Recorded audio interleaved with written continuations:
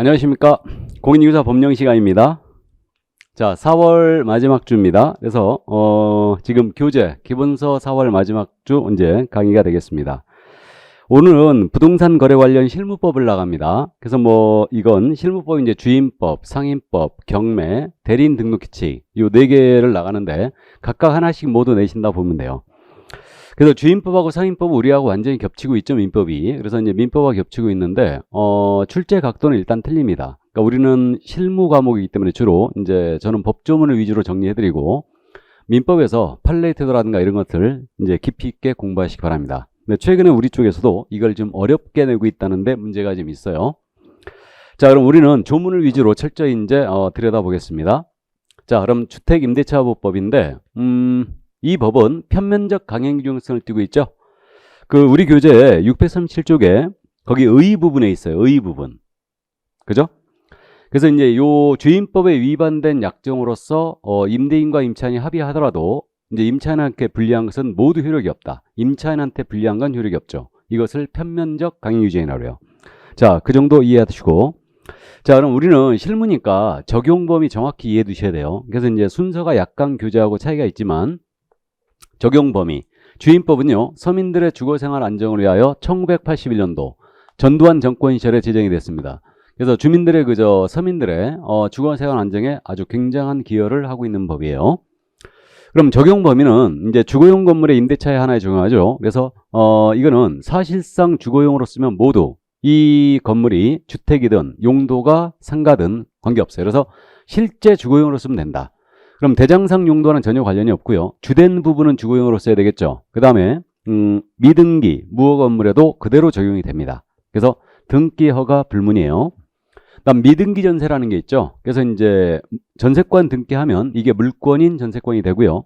실무적으로는 통상적으로 전세권 등기 안 하지 않습니까? 이걸 미등기 전세라고 그러고 이걸 물권인 전세권과 대비해서 채권적 전세라고 부르는 거예요. 그래서 여기에도 적용이 당연히 있습니다. 그러나 일시사용 임대차임이 명백합니다. 그럼 일시사용 주택임대차가 뭐가 있어요? 민박이나 콘도가 있죠. 여기는 적용이 없습니다. 이게. 그래서 그 정도 이해하시고, 이거는 서민들의 주거생활 안정을 위한 법이니까 임차인이 법인인 경우는 원칙적으로 적용이 없다라고 보입니다. 원칙적으로.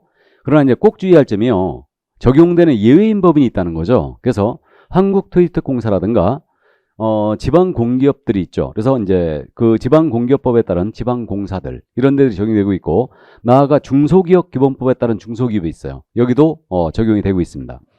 그러니까 이 얘기죠. 그러니까 중소기업이 소속 직원들의 주거용으로 만약에 주택을 임차했어요.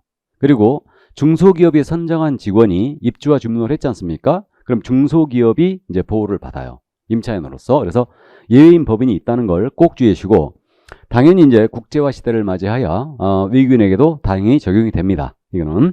그럼 적용 범위 가볍게 이해를 해 두시기 바랍니다. 이 정도.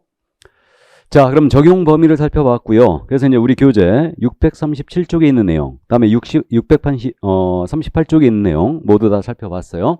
어디 하는지 모르겠다 그러지 마시고 이제 한번 쭉 읽어보시면 됩니다. 자, 그럼 임차권의 대항력을 봅니다. 638쪽이에요.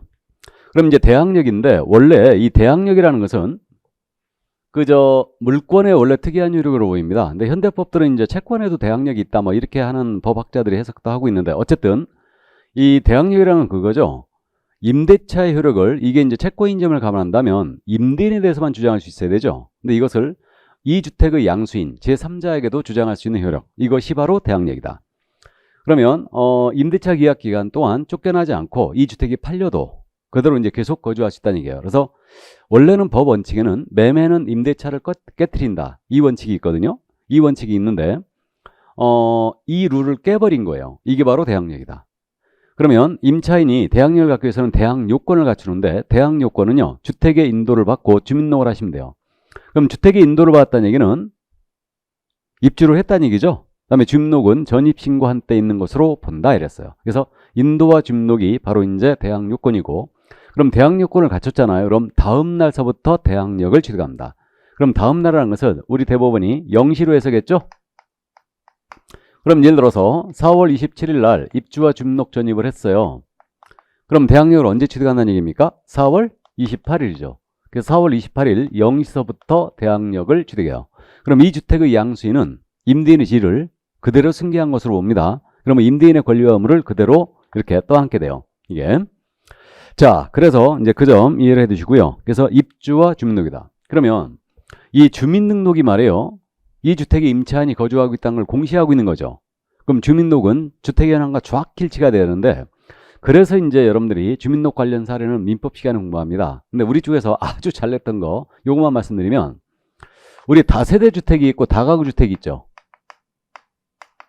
그럼 이 중에 공동주택이 뭡니까? 다세대죠. 그러면 다세대 주택의 경우는 이거는 지번까지만 전입하면 안 되겠죠. 그래서 이거는 다세대는 공동이니까 동호수까지 전입을 해줘야 됩니다. 근데 다가구 주택은 단독주택이죠. 그러니까 이거는 지번까지만 전입해도 그대로 유효한 주민등록이 되죠. 편의상 부여된 호수를 이제 요거 전입 여기까지 안 해도 상관이 없다는 얘기입니다. 자, 그래서 이제 다가구 요거 꼭 구분을 해 놓으시고요. 이게. 자, 그래서 그 638쪽에 이제 주민등록 관련 사례들 쭉 설명이 되어 있고요. 2차만 하신 분들은 꼭 한번 읽어 주시기 바랍니다. 다음에 이제 넘어가면 대항력 해가지고 또 640쪽에 설명이 쭉 돼 있고요. 법인인 임차인의 대항력권 해가지고 쭉 설명이 돼 있습니다. 그리고 641쪽에 임대인의 지위 승계란 말 나와 있죠. 그래서 이제 양수인은 이 주택에 임대인의 지위를 그대로 승계한다 이렇게 돼 있고요. 이게 그 다음에 그저 640쪽에 맨 밑에 말이에요. 경매에 의한 임차권의 소멸이란 말 나와 있죠. 그죠? 요즘 최근에 요거 잘 물어보니까 이해를 하고 갑니다. 경매에 의한 임차권의 소멸. 640쪽 맨 밑에. 임차권은요, 임차주택이 경매로 넘어갔잖아요. 그럼 경락이 됐다. 그럼 낙찰이 됐다는 얘기죠. 그럼 임차권은 소멸합니다. 이게 원칙이에요. 단, 보증금 전액이 변제되지 아니한 대항력이 있는 임차권은 소멸하지 않습니다. 그래서 대항력이 있다면 소멸한다, 안 한다? 소멸하지 않는다. 그래서 그렇게 이해하시면 돼요. 대항력이 있다면 소멸하지 않는다. 당연한 얘기죠. 예, 그래서 그 정도만 이제 이해를 해 두시기 바랍니다. 자, 그래서 이제 대항력에 관한 내용 살펴봤고요. 이제 641쪽에 보증금 회수로 넘어갑니다. 이 보증금 회수에 관한 문제는 이제 우선 변제권의 문제죠. 그래서 이 우선 변제권은 원래 담보물권의 특이한 효력 아닙니까? 근데 채권인 임차권에도 등기 없이도 인정해 줬어요. 이게 바로 우선 변제권이에요. 그래서 우선 변제권은 보증금 회수에 관한 문제니까 이 주택이 민사집행법에 따른 경매 또는 국세징수법에 따른 압류부동산 공매 시에만 문제가 되는 거예요. 그럼 경매나 압류부동산 공매 시에 임차인이 자기보다 뒤로 오는 권리자, 후순위 권리자, 기타 채권자의 우선하에 배제할 권리죠. 이것이 바로 우선 변제권이다. 이게. 그럼 임차인이 우선 변제권을 갖기 위해서는요, 대항력을 가져야 되죠. 그래서 이제 대항력이 있어야 되고요. 확정일자를 찍어야 된다. 그럼 확정일자라는 거는 날짜가 찍힌 도장 하나 받는 거죠. 그럼 확정일자 받는 것 우리가 상식적으로 잘 알고 있어요. 동주민센터에서 받을 수 있고요. 그죠? 이때는 이제 무료로 찍어드는 데도 많아요. 그 다음에 법원 등기과나 등기소에서 받을 수도 있고요. 법원 앞에 하면 공증인사무소가 있는데 공증인사무소에서 받을 수도 있죠. 그래서 이렇게 이제 확정일자를 받으면 아주 좋은 효력이 발생합니다. 근데 요는 그거예요. 요는 대항력이 있어야 된다는 거죠. 그러면 대항력이 있어야 되는데 이거는 그거죠. 입주와 주민등록 확정일자를 갖추되 대항력이 있어야 된다. 그래야 우선 변제권 역시 같이 취득합니다.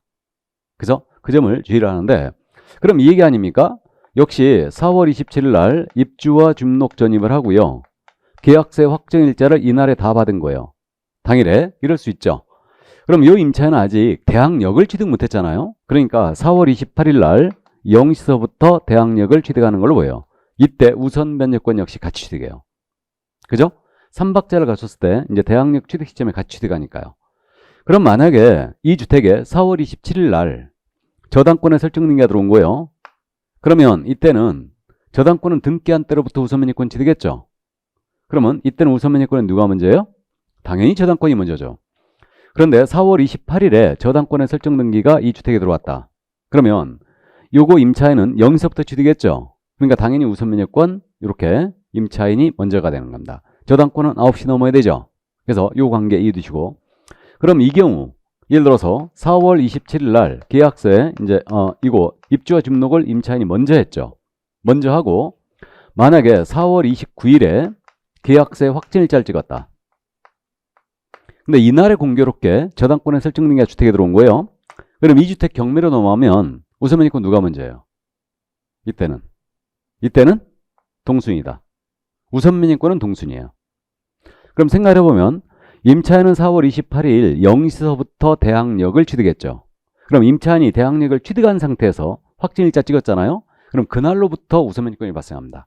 그날로부터. 그럼 저당권도 이날 들어왔으니까 이날로부터 우선면이권 취득했어요. 그러니까 이때는 우열을 가릴 수가 없습니다. 그러니까 이거는 채권액에 따라 서로 안분배당을 하게 되죠. 이해되십니까? 그래서 임차인이 우선면이권을 갖기 위해서는요, 입주 주민로 확정일자를 갖추되 대항력이 있어야 된다. 그래서 이제 그 점을 이해해 두시고요. 우리는 이렇게 날짜로 실무 과목이기 때문에 정확하게 이해하고 있어야 됩니다. 실무적으로 이런 일이 벌어질 수도 있죠. 특히 신축 같은 경우, 신축 아파트 들어가는 경우는 이런 일이 벌어져요. 그러니까 이 날짜로 정확하게 이제 누가 우선면이권이 먼저냐, 이 점을 이해해 두셔야 됩니다. 그럼 여기서 말이에요. 잠깐 참고사항인데 이 세 번째 케이스 있지 않습니까? 이 케이스는 지금 임차인이 우선 변제권은 저당권과 동순이죠. 근데 대항력에 있어서는 임차인이 앞서요. 그러면 이 임차인은 자기보다 먼저 오는 담보권이 없다면 대항력을 주장하는 게 경매 시에 대항력을 주장하는 게 훨씬 유리할 수 있죠. 그죠? 대항력은 저당권보다 앞서니까요. 이해되십니까? 자, 이 정도 이해해 두시고. 그 다음에 이 둘의 관계, 이제 어느 정도 여러분들이 파악할 것 같은데 이 둘의 관계도 이해하고 있어야 됩니다. 대항력과 우선면제권의 관계. 그럼 예를 들어서 이거죠. 이 주택이 있는데 이 주택의 임대인이자 소유자가 갑이에요. 여기에 저당권이 먼저 들어온 거예요. 그런 다음에 이제 임차인이 들어왔는데 임차인 을이 들어왔거든요. 이자의 계약 기간이 1년이나 남은 거예요, 지금. 이 상태에서 갑이 주택을 병에게 팔았어요. 매매로 팔았습니다. 그러면 이때 이 임차인은 요거 선순위 저당권이 있음에도 불구하고 이 병에 대하여 내가 1년 남았거든? 나 1년 뒤에 이사 갈래 하고 대항할 수 있느냐? 이 문제예요, 지금. 있다 없다? 있죠? 대항력 본래의 모습을 나타내요. 그러니까 이거 주택이 매매로 넘어갔다. 이 경우는 저당권이 전혀 영향이 없죠? 그러니까 저당권은 물권입니다. 그러니까 원래 쉽게 얘기하면 물권은 물건 가치에 중점을 두고 있는 거지 소유자가 누군지는 별로 큰 관심이 없어요. 그래서 어쨌든 저당권은 전혀 피해가 없더라. 그러니까 대항력을 그대로 인정해요. 그러니까 원래 법 원칙에는 매매는 임대차를 깨트린다 그랬죠. 그러니까 병이 내가 살 테니까 너 나가라. 그럼 원래 나가야 되거든요. 근데 이 룰을 깨버린 거예요. 뭔 얘기야. 1년 남았는데 나 살고 나갈 거거든. 그렇게 주장할 수 있죠. 이게 바로 대항력이에요. 임대차의 효력을 이 주택의 양수인에게도 주장할 수 있다는 얘기죠. 그럼 이자는 그대로 임대인의 권리와 의무를 승계하게 되고, 물론 이제 상당한 기간 내 이의를 제기함으로써 이 관계에서 벗어날 수 있는데 그거는 뭐 시험에 아직 안 물어보니까 일단 이해만 해두시기 바랍니다. 그래서 대항할 수 있다. 그럼 이렇게 매매로 넘어간 경우뿐만 아니고 교환으로 했다, 증여를 병이 받았다, 또는 상속을 받았다. 그럼 똑같이 저당권이 전혀 영향이 없죠. 그러니까 그대로 대항할 수 있어요. 그럼 이렇게 매매, 교환, 증여, 상속 이런 경우는 우선매매권의 문제는 생기지 않아요. 그죠? 근데 이번에는 이 주택을 병이 어떻게 취득하냐면 경매로 낙찰받았어요. 그럼 경매의 경우는 저당권이 소멸하게 돼 있죠. 근데 계속 임차인의 대항력을 인정해버리면 결국은 저당 가치가 훼손될 가능성이 있죠. 저당권자가 피해볼 우려가 있어요. 그래서 경매로 취득한 경우에는 저당권이 소멸하기 때문에 이 저당권 때문에 임차인은 을에게 경락일에게 대항할 수 있다 없다? 대항할 수 없다는 거죠. 이 저당권 때문에. 이해되십니까? 대항할 수가 없어요. 그럼 결국 순위에 따른 배당을 받고 나가는 수밖에 없죠. 그래서 결국은 이제 이때는 우선 면역권의 문제만 남습니다. 그럼 이자가 배당 요구했는데 전액을 배당을 못 받았다. 그럼 못 받은 금액 갖고 이 병에게 대항할 수 있나요, 없나요? 대항할 수 없죠. 못 받은 금액은 원 임대인 갑한테 하소연해야 되죠. 근데 어차피 경매 넘어갔으니까 회수 못 하겠죠. 이렇게 됩니다. 그래서 이제 요 저당권 때문에 결국은 요 경우에는 임차인은 대항할 수가 없다. 대항할 수 없다는 얘기는 무조건 나가야 된다는 얘기예요. 보증금을 회수하든 못하든 관계없죠. 그죠? 이렇게 됩니다. 근데 만약에 요 임차인 을이 가장 먼저 왔지 않습니까? 가장 먼저 오게 되면 이 임차인은 뭐라고요? 망고땡이라고 그랬죠? 망고땡. 그러니까 우리 판례가 그렇게 봤죠. 임차주택이 경매로 넘어간 경우에 가장 먼저 온 임차인이에요. 요 임차인은 대항력과 우선면역권을 다 갖고 있다. 어느 것을 행사하든 자유롭게 행사할 수 있다. 그래가지고 이 임차인이 가장 먼저 왔는데 만약에 우선면역권을 행사했어요. 나 나갈래. 배당해줘. 근데 가장 먼저 왔음에도 불구하고 만약에 보증금 전액을 회수를 못했다. 그러면 회수 못한 금액 갖고 이번엔 병하게 대항할 수 있어요. 그러니까 망고땡 맞지 않습니까? 그죠? 그래서 이제 이 정도 이해해 두시고. 그래서요, 신축 같은 경우는 이런 일이 벌어진다고 그랬죠. 이런 일이. 그러니까 이제 통상 아파트 내가 분양을 받았는데 만약에 내가 입주하지 않고 세를 놓는다.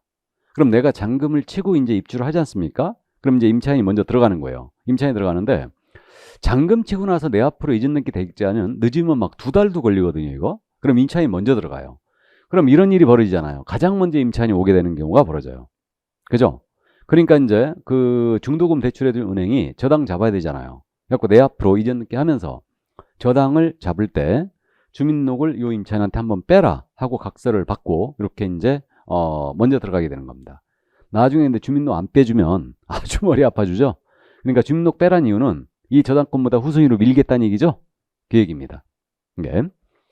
자, 그래서 이제 대항력 우선면역권 여기까지 정확하게 이해해 두시고, 자, 그 다음에 이제 요 임차인이 경매 시에 배당금을 수령한다.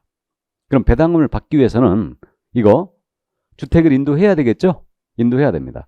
이거 배당금 받아놓고 인도 안 해버리면 안 나가면 안 되지 않습니까? 그러니까 인도를 이거 배당금 수령할 때는 인도를 먼저 해줘야 됩니다. 자, 그래서 여기까지. 그래서 보증금 우선면역권에 관한 내용을 다 봤습니다. 거기 그래서 그 마지막에 드린 말씀 인도를 해야 된다는 얘기가 642쪽에 거기 10번에 있죠. 보증금을 수령하기 위한 요건. 임차인은 임차주택을 양수인에게 인도하지 않으면 보증금을 수령할 수 없다 그랬죠. 이건 경매 시에 그 얘기를 하는 겁니다. 그래서 배당금을 수령하기 위해서는 인도를 해야 된다. 자, 그 다음에 그 밑에 지금 주택임대차 표준계약서가 나오죠. 그래서 주택임대차 표준계약서가 있는데 이 주택임대차에 관한 표준계약서는요, 일단 법무부 장관이 정하거든요. 그러면 이거는 법에는 담당 장관이 있다고 그랬죠. 그럼 법에는 담당 장관인데 우리 법은 공사법은 국토부 장관이죠. 그럼 주택임대차보호법, 상가건물임대차보호법은 담당 장관이 바로 법무부 장관이에요. 그러니까 주택임대차에 관한 표준계약서는요, 법무부 장관이 정합니다. 국토부 장관과 협의하에 정하는데 정해져 있거든요, 지금. 그래서 이것을 우선적으로 사용한다고 돼 있어요. 그죠? 그러니까 이게 표준계약서 중에요, 사용의 의무가 있는 게 바로 주택임대차 표준계약서가 유일해요. 이게. 그래서 일반적으로 표준계약서는 권장서식이잖아요. 근데 이거는 우선적으로 사용한다 그랬어요. 다만 당사자가 이걸 다른 서식을 사용하러 합의했다. 이걸 쓰지 않기로 합의했다. 그때는 사용 의무가 없어요. 그래서 실무적으로 이 표준계약서 안 씁니다. 그래서 법무부 장관이 정하여 사용을 권장하는데 이건 사용 의무가 있다는 걸 한 번쯤 이해를 해 두시기 바랍니다. 법무부 장관이다. 자, 그럼 이 정도 이제 이해를 해 두시고요. 표준계약서를 봤습니다. 그러면 이제 최우선 변제권으로 가는데 이 최우선 변제권이라는 용어를 저는 쓰는데 우리 교재에는 지금 643쪽에 소액보증금 등 일정액의 우선 면제란 말 나와 있죠. 이게 최우선 면제예요. 이거는 그러면 이 최우선 변제란 말은 이제 강학상 쓰는 표현이고요. 시험에서도 최우선 변제라는 말 쓰거든요. 근데 이제 주의할 점이 그 최우선 변제는 이겁니다. 경매나 압류부동산 공매 시에 임차인이 보증금 중 일정액이에요. 보증금 중 일정액을 다른 담보권에 우선하여 변제받을 권리. 이게 최우선 변제권이다. 그래서 그 우선 변제권은 후순위 권리, 기타 채권자 우선화 변제받을 권리잖아요. 근데 보증금 중 일정액을 출발했잖아요. 그럼 이건 최우선 변제라는 걸 명심해야 됩니다. 그러니까 주임법, 상임법 어디를 뒤져봐도 최우선 변제란 말 없어요. 다 보증금 중 일정액으로 표현해놨어요. 그래서 보증금 중 일정액에 대하여 다른 담보권에 우선하여 변제받을 권리. 그러니까 가장 먼저 배당을 받아갈 권리라는 얘기죠. 그 얘기입니다. 그래서 보증금 중 일정액을 출발하는 걸 꼭 기억해 두시고, 그럼 임차인이 최우선 변제를 받기 위해서는 일단은 경매 개시결정 등기 전까지는 대항 조건을 갖춰야 됩니다. 경매 등기 전까지 대항 요건을 갖출 것. 그러니까 입주와 중도하라는 얘기죠. 왜 그랬을까? 경매 등기 후에 만약에 들어온 임차인도 최우선 문제를 인정해버리면 임대인이 소액 임차인들을 허위의 소액 임차인 만들 수 있죠. 그래가지고 저당권자에게 피해 줄 우려가 있더라 이거요. 그래가지고 경매 등기 전까지 입주와 중도 들어와 있어야 됩니다. 돼 있어야 되고, 그래야지만 최우선 문제를 할 수 있고, 보증금액이 지역별로 일정 금액을 초과하지 않아야 돼요. 이게 이른바 소액보증금이에요. 그래서 보증금액이 소액보증금이어야 되고 대항 요건을 경매 등기 전까지만 갖추면 된다. 그러면 최우선 변제를 경매 시에 받을 수 있습니다. 이거.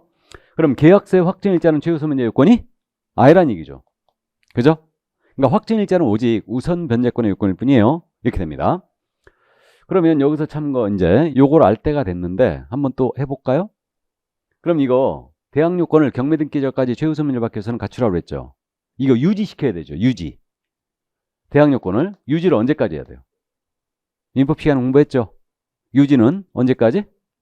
배당 요구의 종기까지. 배당 요구의 종기까지 유지를 시켜야 됩니다. 배당 요구할 수 있는 마지막 날짜까지 유지를 시켜야 돼요. 입주와 등록을. 자, 그럼 이제 소액보증금의 요건으로서 이제 지역별로 네 군데 지역으로 나눴죠. 그러니까 서울은 원래 과밀 억제 권역이거든요. 그러니까 수도권 정비계획법상 이제 과밀 억제 권역인데 서울은 원래 과밀인데 서울을 별도로 뗐죠. 그래갖고 이제 서울은 1억 5천만 원 이하이지만 소액보증금이 된 거예요. 그럼 이렇게 1억 5천만 원 이하로 왔다면 5천만 원까지는 최우선 문제 해줍니다. 그러니까 보증금 중 일정액을 해주는 거예요. 그다음에 과밀 억제 권역이었다. 그러면 1억 3천만 원 이하야 되고요. 1억 3천만 원 이하로 왔다면 4,300까지는 해줘요. 그럼 이 얘기 아닙니까? 과밀 억제 권역에서 보증금액이 1억 3천 넘어서 버리면 아예 최우선 문제가 아니란 얘기죠. 됐죠? 그럼 과밀 억제 권역은 어딘지를 대충 알고 있어야 돼요. 그럼 과밀 억제 권역은 수도권 일부 지역인데 서울은 과밀이라고 하는데 서울은 별도로 갖고 인천광역시가 있죠. 인천광역시는 원칙적으로 과밀이에요. 그 다음에 그저 경기도시 중에 우리가 이른바 알고 있는 대도시들 있죠. 성남시, 고양시 이런 데들 과밀 억제 권역이죠. 수원시, 그죠? 광명시, 과천시, 의왕시 이런 데들, 안양시 전부 다 과밀 억제 권역이에요. 그래서 1억 지역대에서는 1억 3천만 원 이하라면 4,300까지 해주고요. 그다음 광역시는 7천만 원 이하라면 2,300까지 해줍니다. 그럼 여기 광역시는 인천광역시는 과밀로 올라간다고 그랬죠. 이렇게 되고 그다음에 광역시의 군 지역들이 있죠. 군 지역들은 이렇게 기타 지역으로 내려갑니다. 또 거꾸로. 그러니까 전국에 있는 군 지역은 전부 다 지금 현재 기타를 적용하는데 기타 지역은 6천만 원 이하라면 2천만 원까지는 해줘요. 그래서 일정에 대해서 최소한 보장을 해주고 있는 겁니다. 그러면 요 최우선 변제를 해주는 금액은 낙찰대금이죠. 대지 낙찰가 포함인데 낙찰대금의 2분의 1 범위 내에서만 최우선 변제를 인정하고 있어요. 2분의 1이다. 이렇게.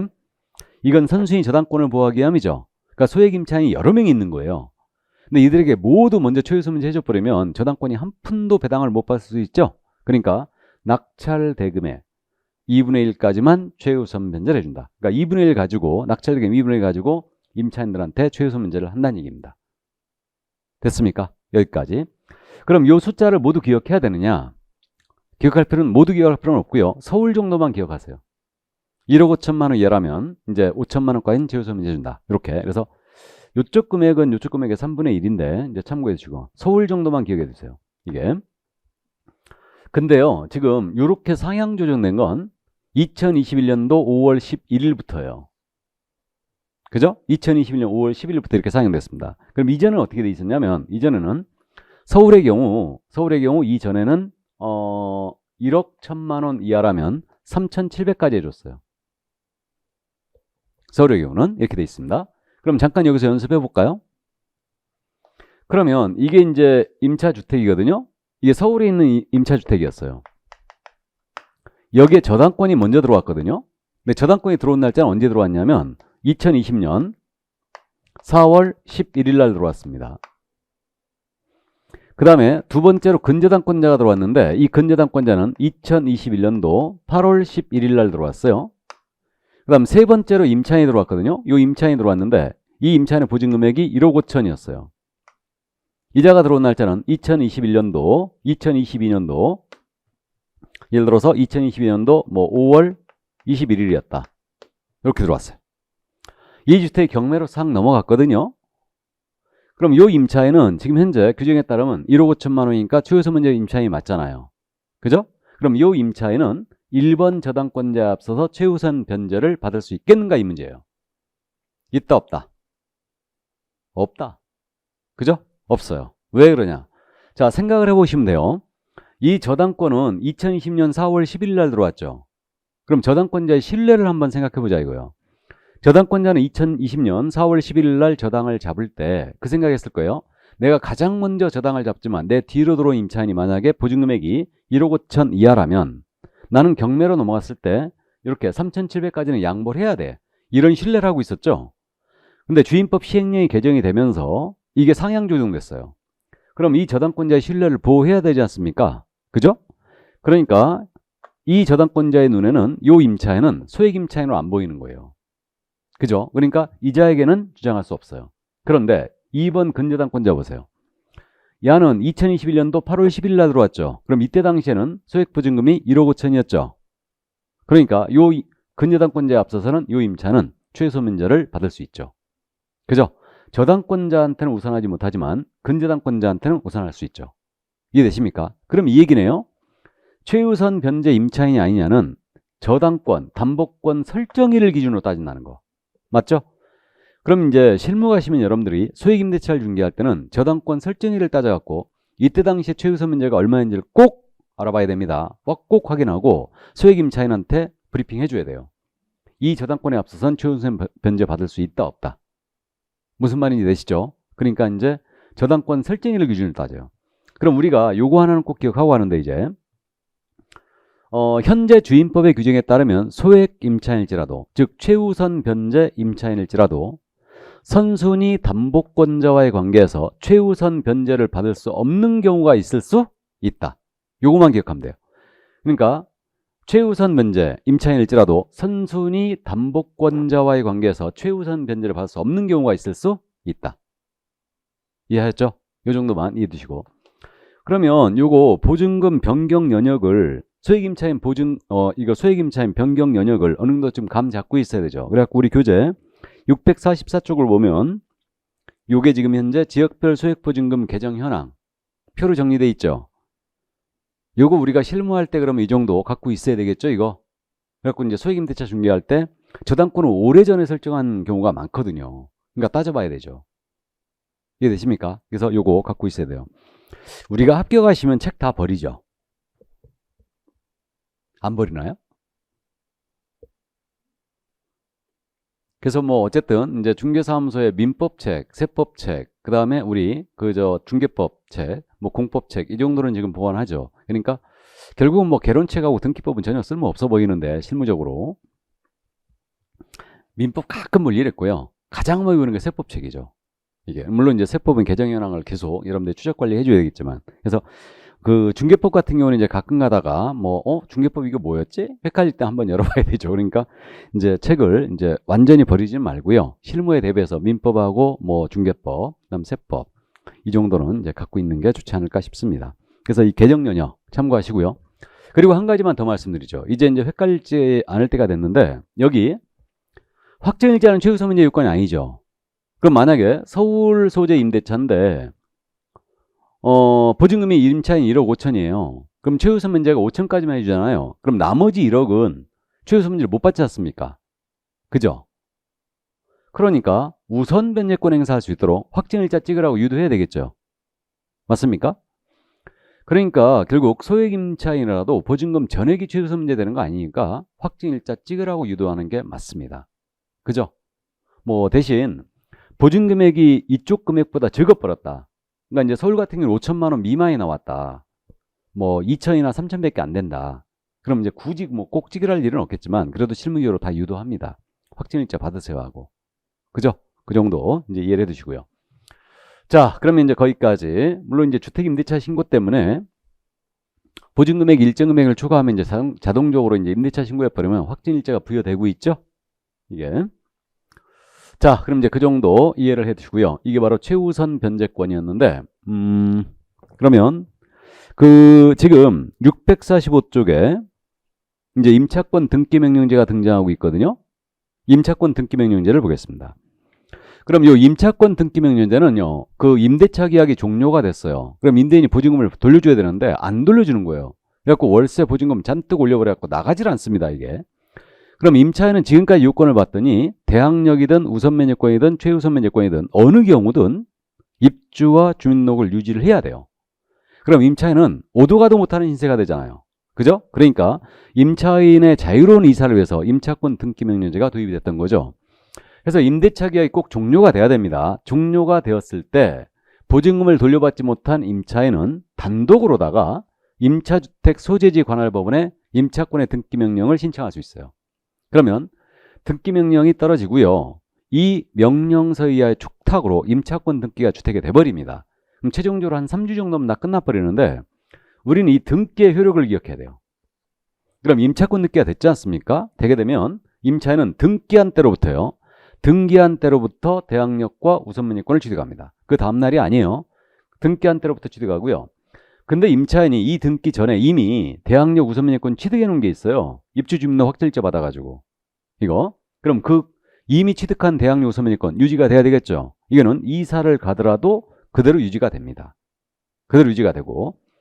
그러면 이제 임차권 등기했고 임차인이 이사를 갔거든요. 그럼 이 등기에 새로운 임차인이 들어올 수 있죠. 그럼 새로운 임차인은 소액 임차일지라도 최우선 변제권이 없어요. 그러나 확정일자 받았다면 우선 변제권을 인정합니다. 그럼 왜 그랬을까? 이것도 뭐 쉽게 짐작이 됩니다. 소액 임차인이 빈자리는 소액 임차인이 들어올 가능성이 크죠. 그죠? 그러면 선순위 저당권자가 또 피해를 볼 우려가 있잖아요. 그러니까 임차권 등기명령 등기 후에 들어온 임차인은 소액 임차인일지라도 최우선 변제는 인정하지 않아요. 그럼 확정일자 찍었다면 우선 변제권은 인정합니다. 이렇게 돼 있고 여기에 그럼 등기명령 신청할 때 임차권 등기할 때 비용이 다 들어가죠. 이 비용은 임대인에게 청구할 수 있습니다. 비용은 이렇게 되고요. 그러면 지금 여기까지 이 등기 효력을 지금 다 살펴봤는데 이렇게 등기했음에도 불구하고 임대인이 보증금을 안 돌려준다. 그럼 이 등기 자체가 경매 신청권이 있나요, 없나요? 경매권은 여전히 없죠. 만약에 등기된 임차권이 경매권까지 인정해버리면 이건 이제 물권이죠, 채권이겠습니까? 그죠? 경매권은 없어요. 그럼 경매를 시키기 위해서는 결국 승소 판결을 받아야 한다는 얘기예요. 이게 그래서 소액사건 신법에 따라 소송해야 됩니다. 그래야지만 이제 이거 경매를 시킬 수 있죠. 이렇게 되는데 그러면 여기서 이제 요거 잠깐 한번 짚고 갈까요? 임차권 등기 명령에 따라 임차권 등기가 된 후에 그 주택을 임차한 임차인은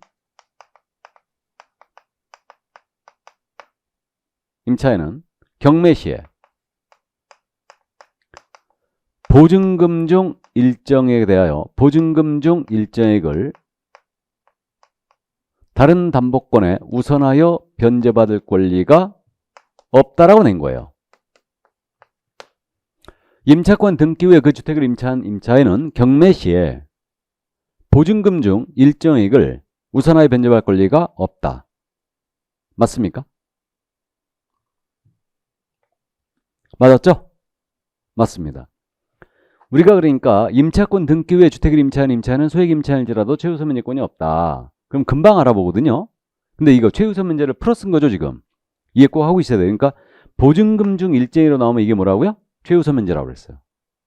맞죠? 그러니까 보증금 중 일정액을 우선하여 변제받을 권리가 없습니다. 이게 맞았어요. 알아보셔야 되고요. 그 다음에 지금 마지막에 민법상 임대차의 등기도 동일한 효력이 있음 일어났는데 이게 뭐냐면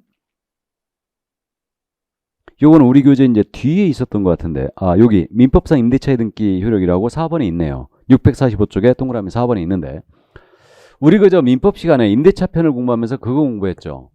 임차인은 반대 특약이 없는 한 임대인에게 임대차 등기에 협력할 것을 청구할 수 있다. 들어본 적 있죠? 그럼 만약에 임대인이 동의를 해가지고 임대차 등기를 하게 된다. 그럼 이 임대차 등기가 어떻게 되냐, 효력이. 그래서 그렇게 그 합의한 등기를 민법상 임대차 등기라고 그래요. 합의 등기를. 그럼 그 등기도 이 등기와 동일한 효력이 있다는 거죠. 그러면 합의 등기했을 때도 대항력과 우선 면제권을 그대로 임차인은 취득합니다. 그다음에 이 이후에 들어온 임차인은 최우선 면제권이 없어요. 이게 다만 합의 등기는 비용은 누가 부담해야 되겠어요? 비용은 권리자인 임차인이 부담하는 게 맞겠죠. 그죠? 이 정도 이해해 두시고요. 자, 그럼 그 정도 이해하시고 그럼 이제 집행개시 요건에 대한 특례가 지금 나오고 있죠. 그래서 이렇게 집행개시에 대한 특례가 나오고 있는데 그러면요, 결국은 임차권 등기를 했음에도 불구하고 임대인이 보증금을 안 돌려준다. 그럼 결국은 임차인은요, 임대인을 상대로 소송해야 됩니다. 그럼 소송으로 가게 되면 결국 민사소송법을 하기 때문에 오래 걸리지 않습니까? 그러니까 빨리 소송을 종결시키기 위해서 이거 민사소송법에 대한 특별법이 있거든요. 그게 소액사건 심판법이 있는데 소액사건 심판법은요. 청구가액이 원래 3천만 원 이하인 사건이에요. 그래가지고 단독 판사의 관할하에 3개월 정도면 소송이 끝나버립니다. 그래서 빠른 소송 종결을 위해서 보증금 반환 청구소송은 소액사건 심판법의 일부 규정을 준용합니다. 이 내용이 우리 교재에 없어요 지금. 소액사건 심판법을 준용한다는 말이. 그래서 일단 참고만 해두시기 바랍니다. 그래서 소액사건 심판법 일부 규정을 준용하고요. 3개월 정도면 지급해라 하고 판결 나가버려요. 근데 보증금 반환 청구소송은요. 30억이 됐다 하더라도 소액사건 심판법을 준용합니다. 이게. 자, 그리고 이제 그러면 승소 판결을 받았어요. 그럼에도 불구하고 임대인이 보증금을 안 돌려주는 거예요. 그럼 이 판결에 기초하여 주택에 대한 경매 낼 수 있죠. 그죠? 판결이 집행권원이라고 그러는데 집행권원에 대한 경매를 들어간다. 이때 하는 판결에 기초한 경매를 우리 뭐라 한다? 이걸 강제경매라고 그러죠. 그럼 강제경매 들어갈 때 이때 주택인도가 필요하냐? 이 문제가 있는데 주택인도 필요 없습니다. 주택인도 필요 없이 그냥 살고 있는 상태에서 경매 낼 수 있어요. 이거는 쌍무기에 대한 특별 규정이죠. 그래서 원래는 주택인도를 먼저 해야지만 임대인이 이행지체에 빠지는 거 아니에요. 쌍무계약이니까. 그죠? 보증금 반환과 주택인가 동시행 관계에 있고 경매를 넣을 수 있다는 거는 임대인이 이행지체에 빠져 있어야 돼요. 그러니까 주택인도를 먼저 해버리면 임대인이 이제 이행지체에 빠지는 거죠. 근데 그거 필요 없이 경매 들어갈 수 있다는 얘기죠. 그래서 민사집행법에 의한 경매 시에 반대 의무의 이행의 제공을 집행개시효권을 하지 않는다고 그랬어요. 예, 그 말입니다. 주택인도가 필요 없이. 그런 이제 아까 했죠. 배당금을 근데 경매에 넣을 때는 인도가 필요 없는데 배당금을 수령한다. 이때는 이제 인도를 해야 된다고 그랬어요. 이게. 그리고 이것도 말씀드렸죠. 임차권은 그럼 경매가 끝났지 않습니까? 그럼 경락으로 임차권을 소멸한다고 그랬어요. 소멸하고요. 단 보증금 전액이 변제되지 않은 대항력 임차권을 소멸하지 않는다겠습니다. 그래서 대항력이 있다면 소멸하지 않아요. 이 정도. 자, 그래서 이제 요거 여기까지 이해를 해 두시고요. 그럼 이제 넘어갑니다. 646쪽으로 갑니다. 존속기간의 보장이 등장하고 있죠. 이건 상식적으로 우리가 잘 알아요. 상식적으로. 존속기간의 정함에 없거나 존속기간을 2년 미만으로 정했습니다. 그러면 그 기간은 2년으로 본다 그랬죠. 그러니까 최단 2년을 보호하고 있고요. 그러면 2년 미만으로 정한 주택임대차 계약이 성립할 수 있다는 얘기죠. 성립할 수 있는데 이 기간의 유효를 누구만 주장할 수 있다? 임차인만 주장할 수 있다. 맞죠? 그러니까 이제 주임법 상위법은 나중에 이제 문제풀이 과정에서 여러분들한테 강조를 하겠지만 임차인지 임대인지 꼭 구분해야 됩니다. 그럼 임차인만 2년 미만으로 정한 기간의 유효를 주장할 수 있다. 그 점 이해를 또 해 두시고요. 자, 그러면 이제 요 존속기간, 최단기간 2년을 보호하고 있고요. 그 정도 이해해 두시고 임대차 계약이 끝났거든요. 그럼 임대차 계약이 끝났다 하더라도 보증금을 돌려받을 때까지는 임대차 관계는 그대로 존속하는 것으로 간주하고 있습니다. 이거는 이제 다른 페이지에 있는데 자, 그 정도 일단 이해해 두시고 자, 그럼 거기 법정갱신이 나옵니다. 법정갱신. 이게 이제 묵시행신을 얘기하거든요. 그럼 이 묵시행신은 아무 얘기가 없었다는 얘기죠. 임대인과 임차인이. 그래서 이걸 법정갱신이라고 부르는데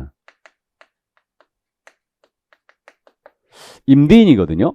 임대차 계약 만료 6월에서 2월이죠. 6월에서 2월까지 임차인에 대해서 갱신 거절 통지 안 했어요. 나가라. 이런 통지를 안 해보면 계약이 묵시갱신 되고요. 또 임차인은 계약 만료 2달 전까지입니다. 갱신 거절 통지를 안 했어요. 그럼 묵시갱신을 한다. 그럼 계약 만료 한 달을 남겨놓고 임대인이 말해요. 야, 보증금 3천만 원 올 테면 나가. 임차인 배째 할 수 있죠? 묵시갱신이 돼버린 거예요. 2달 전까지는 해야 된다. 거절 통지를. 그럼 아무 얘기 없이 2달 전까지 끝난 거예요, 그냥. 그러면 계약은 묵시갱신돼요. 즉, 전 임대차 기간이 끝나잖아요. 그러면 동일 조건으로 재임대차 한 것으로 간주가 돼요. 이게. 다만 존속 기간은 2년으로 본다 이랬어요. 2년으로 본다. 그럼 일방적으로 이렇게 묵시갱신이 됐을 때 일방적으로 임대인은 보증금을 증액할 수 있나요, 없나요? 못하죠. 그대로 가는 거예요, 지금. 그럼 이제 요거 묵시갱신이 됐거든요. 그러면 임차인은요 언제든지 계약에 또 해지를 할 수 있어요. 나 나갈래. 언제든지 계약을 해지할 수 있고요. 임차인이 통고했거든요. 그러면 임대인이 이 통고를 받았어요. 3개월 지나면 효력이 발생합니다. 그럼 3개월 전에 임대인은 보증금 반환해야 한다는 얘기죠? 이 얘기예요. 그러면 이 규정은 임차인한테 무지하게 유리한 규정입니다. 그러므로 임차인이 이익의 차임액에 달하도록 차임을 연체했다. 이익의 차임액에 달해야 됩니다. 연체했거나 임대차 계약상 의무를 현저 위반했다. 그럼 이때는 묵시행신 규정을 적용하지 않습니다. 이게 여기까지. 그래서 이 묵시행신의 경우는 임차인이 언제든지 해지할 수 있고요. 만약에 계약 기간이 정해졌다. 그럼 임대인이든 임차인이든 임의적으로 해지 안 됩니다. 맞죠? 묵시행신의 경우 특별 기준을 두고 있는 거죠. 해지권을 인정하고 있는 거예요. 그래서 우리가 계약 만료가 될 시점에요. 임대인 쪽에서 물어보거든요. 이거 계약 다시 써야 됩니까? 그냥 묵시행신이 되도록 놔둬야 됩니까? 임대인이라면 뭐라고 해야 돼요? 쓰는 게 좋겠습니다. 그래야 되죠? 이거 써드릴 테니까 오셔라. 그리고 대서류로 무지하게 받고 있죠. 무지하게는 안 받나? 예. 그래서 어쨌든 그렇습니다. 그 다음에 이제 임차인이라면 임차인은 그냥 가는 게 좋죠. 언제든지 해지할 수 있게. 맞죠? 그렇게 됩니다. 그래서 이제 묵시행신 여기까지 이해해 두시고 이거를 가로내게 낸 적도 있다고 그랬어요. 숫자를. 자, 그럼 이제 이 묵시행신을 봤고요. 그럼 이제 갱신요건을 보겠습니다. 646 갱신요건이 있죠? 작년에 이게 이제 개정되면서 주임법에 들어왔고 출제가 예상이 됐던 부분이었는데 개정이 됐기 때문에 작년에 아니나 다를까 출제를 했습니다. 이거를. 그러면 원래 주임법에는 갱신요건이 없었죠. 상임법에만 있었죠. 이게. 그래서 이건 임차인의 권리로서 임차인이 계약 만료 전 6월에서 2월까지 사이에 임대인에게 갱신을 요구했습니다. 그럼 정당한 사유가 없는 한 이를 거절할 수 없어요. 이게. 그럼 이렇게 되네요. 임대인은 계약 만료 6월에서 2월까지 사이에 거절 통지했어요. 나가라. 근데 임차인은 갱신을 요구한 겁니다. 둘이 딱 부딪혔죠. 그럼 거절 사유가 없는 한 누가 이긴다? 당연히 임차인이 이기겠죠. 이렇게. 그럼 거절할 수 있는 사유가요. 이익의 차임액에 달하도록 차임을 연체한 사실이 있다든가 부정한 방법으로 임차를 했어요. 또 임대인과 임차인이 쌍방 합의하여 상당 보상을 제공했다든가 나아가서 임의전대했다. 임차인이. 그럼 이제 거절할 수 있고요. 목적물을 주택을 고의 중과실 파손했어요. 경과실 아닙니다. 나아가서 일부 전부가 멸실되어 임대차 목적을 달성할 수 없다든가 임대차 계약상 의무를 현저 위반을 했다. 그리고 임대차 계약 당시에 이거 대부분 철거한다, 재건축한다 계획 고지했어요. 그래서 그 계획에 따르거나 노후화 등으로 안전상 사고의 우려가 있어서 재건축한다, 대부분 철거한다. 이러면 거절할 수 있어요. 그럼 여기서 일부 철거 가지고는 거절할 수 없다는 얘기죠. 그죠? 그러니까 일부 멸실, 대부분 철거 이렇게 얘기하면 돼요. 일부 철거 갖고는 안 된다. 그럼 이때 이제 특이한 게 임대인께서 직접 사시겠대요. 그럼 거절할 수 있어요. 갱신요구를. 이거. 이때 임대인의 직계 존속, 직계 비속이 거주한다. 라고 해도 거절할 수 있어요. 그럼 직계 존속은 부모님, 아니면 할아버님, 할머님. 그 다음에 직계 비속은 자녀, 아니면 손주. 이렇게 되죠. 그래서 이들이 거주해도 이제 이거 거절할 수 있습니다. 그러면 임대인이 거주하겠다고 임차인을 쫓아냈거든요. 쫓아냈는데 이때 이걸 위반했다. 그러면 위반하게 되면 임차인은 임대인을 상대로 손해배상을 청구할 수 있어요. 그럼 손해배상액은 당사자 합의에 따르되 약정에 따르되 약정이 안 된다면 합의가 안 된다면 요 셋 중에 큰 금액 기준이에요. 그럼 3개월분 환산차임이 있습니다. 그럼 이게 환산차임이라고 그랬죠. 그럼 임차인이 지금 쫓겨날 당시에 마지막 냈던 3개월분 있죠. 이 월세 요거하고 보증금을 월세로 전환시켜요. 그래가지고 산입해가지고 3개월 환산차임, 그 다음에 2년분 환산차임, 2년분 차액 이건데 새로운 임차인이 들어왔어요. 내는 임차료와 그 다음에 쫓겨난 임차인이 냈던 그 임차료, 차액 그것의 2년분 이거나 임차인이 이사하면서 손해 발생했잖아요. 그 중에 큰 금액 기준으로 손해배상을 해야 된다. 그래서 이 정도 이제 이해해 두시고 그리고 이제 알고 있습니다. 임차인의 갱신 요건은 1회만 허용하죠. 1회. 그죠? 1회만 허용합니다. 그러니까 1회라는 게 이 얘기 아닙니까? 최초에 2년 계약을 했어요. 묵시갱신이 됐죠. 묵시갱신 또 됐어요. 그러고 나서 이제 임대인이 나가래요. 그럼 임차인은 갱신 요구할 수 있죠. 그죠?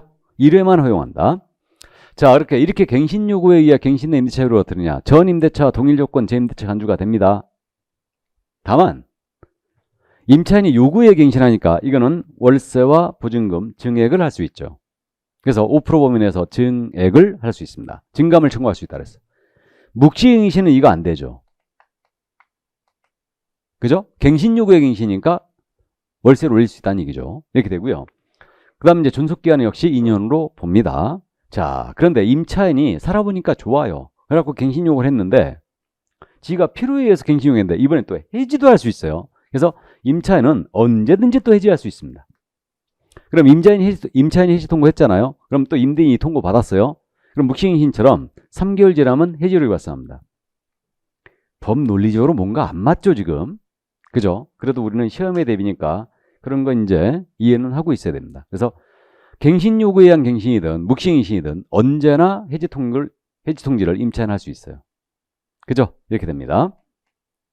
자, 그래서 갱신 요건 여기까지 이해를 꼭 해두시고 묵시갱신과 이제 비슷하지만 증액을 할 수 있느냐 없느냐 요게 좀 차이가 있네요. 그죠? 자, 그럼 계약갱신 요건을 다 살펴봤습니다. 그럼 이제 임차인의 사망과 임차권의 승계란 말이 나옵니다. 지금 648쪽에.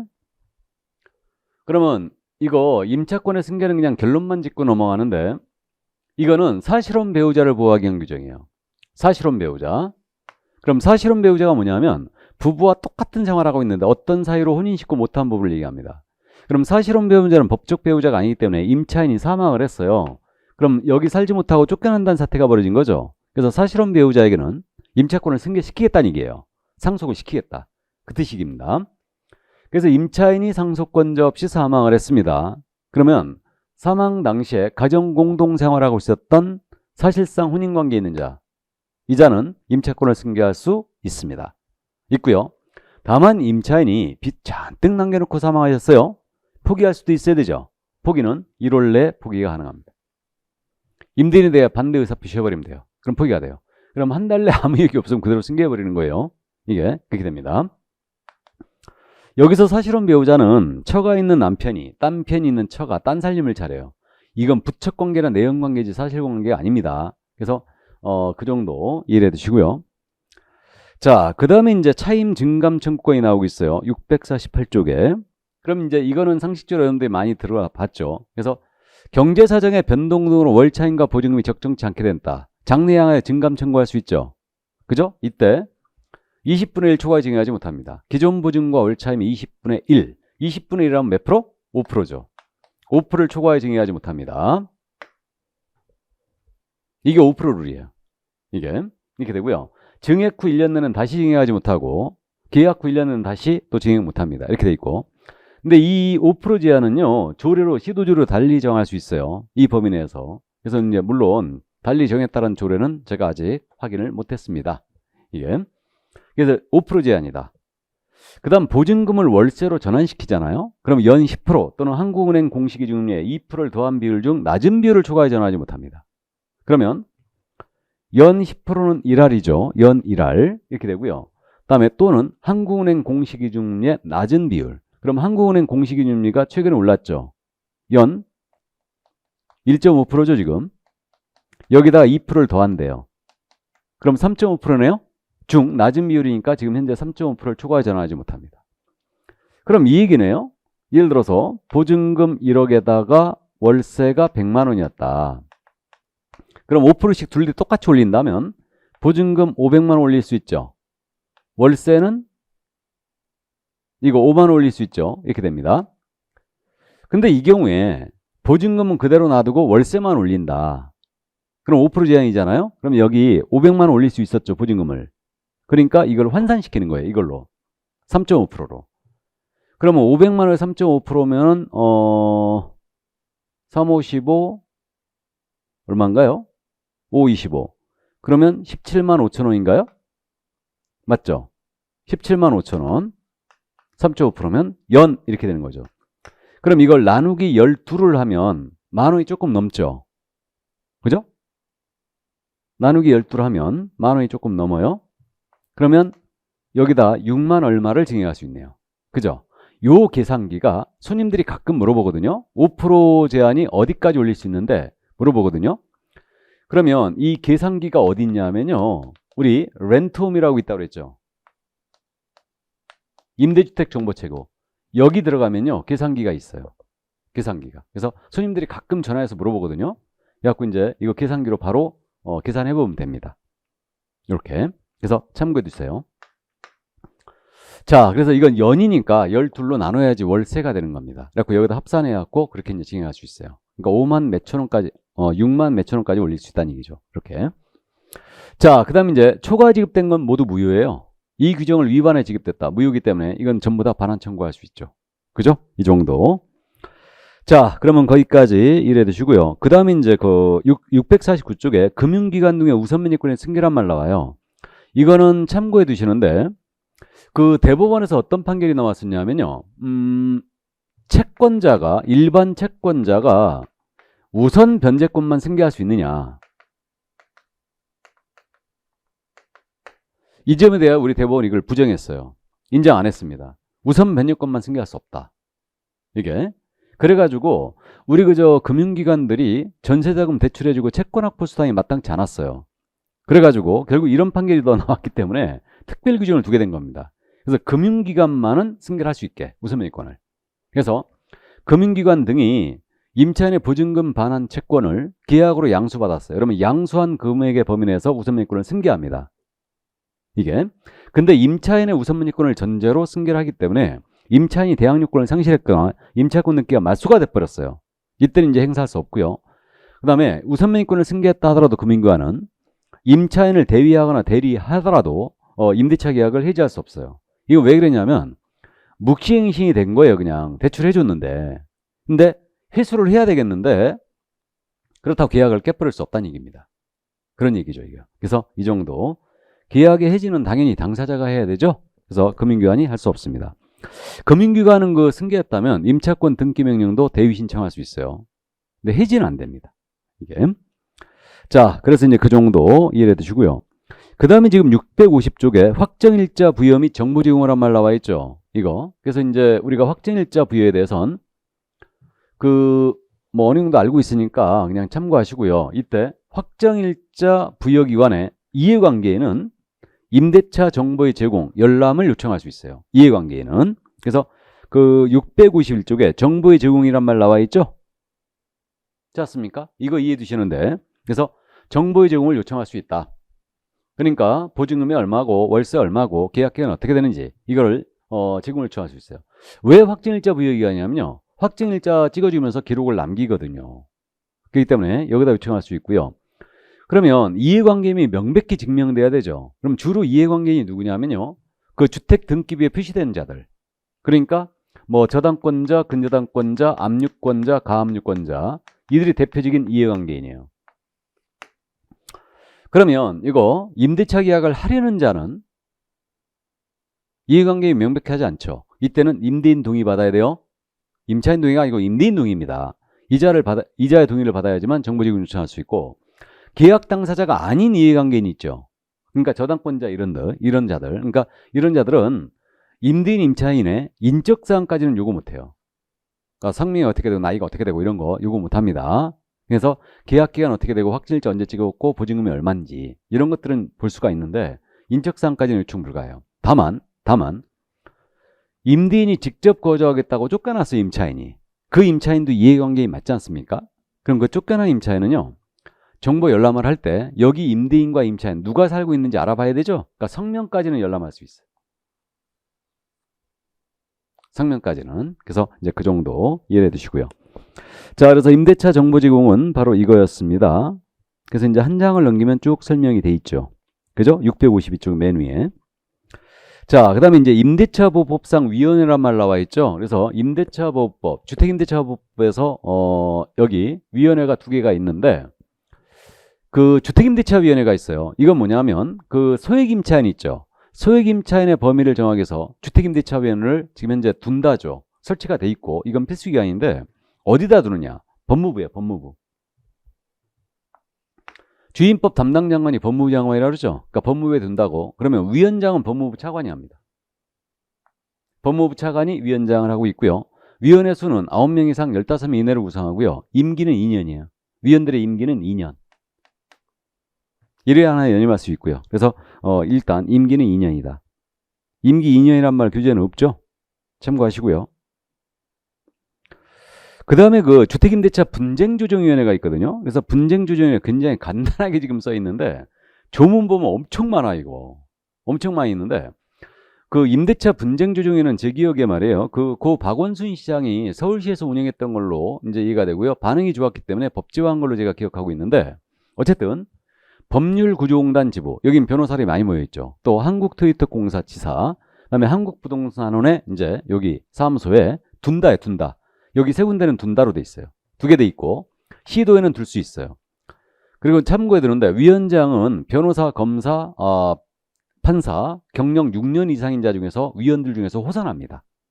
판검사 중에서, 그러니까 변호사 출신 이들 중에서 이제 호선하게 돼 있어요. 경력 6년 이상 중에서 호선하게 돼 있고 위원회 수도 되게 많아요. 5명 이상 30명 이내로 구성하고 임기는 특이하게 3년이에요. 지금까지 그 이 위원들 임기는 전부 다 2년이었는데 요건 또 특이하게 3년입니다. 이제 참고해 두시고 그다음에 분쟁조정 신청 들어가면요 60일 분쟁조정 마치게 돼 있어요. 이렇게 돼 있고 다음에 이제 조정안이 나왔지 않습니까? 서로 임대인과 임차인이 서로 합의해야지 여기 조정 들어가는 거죠. 합의가 안 되면 조정 신청 절대 못 하죠. 그럼 분쟁조정위원회에다가 조정 신청 들어갔는데 조정안이 나왔어요. 이제 이게 나왔습니다. 그러면 이 조정안에 대해서 14일입니다. 14일 내에 수락의 의사표시를 안 했어요. 안 하면 거절한 것으로 간주해요. 원래는 가만히 있으면 승낙한 것으로 보는 거죠. 근데 이거는 수락의 의사표를 가만히 있어버리면 거절한 거로 봅니다. 왜 그러냐면 이건 집행력이 있거든요. 그러니까 조정안에 대해서는 판결문과 같이 강제 집행할 수 있어요. 이거.